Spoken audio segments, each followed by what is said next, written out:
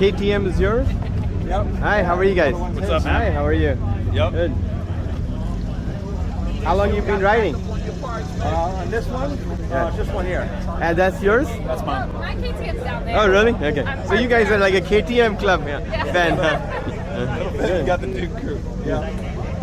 Did you guys get them from here, or did you buy this bike from somewhere I else? got one from Percival. Personal. I got mine. Yeah. Auto member? Yep. Yeah.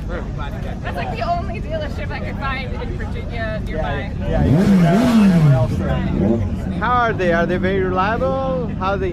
This one, I've had No zero problem. Okay. People say that Because I they- don't see a lot of KTMs. That's why I'm asking. You know what I There's mean? not a lot of dealers. No. And not a lot of people know about them. Yes, exactly. Yeah. You know what I mean? People have some electronic gremlins, but like there's weird things they say never use the kill switch. Right? You always got to turn it off with the off button.